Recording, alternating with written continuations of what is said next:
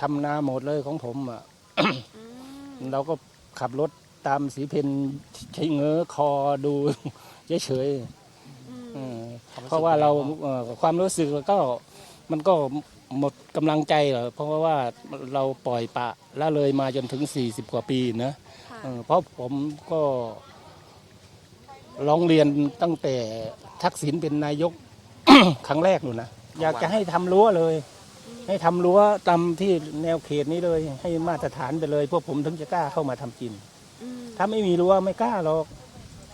มันรู้ยากครบยากพูดแล้วมันไม่ทำตามความพูดนะ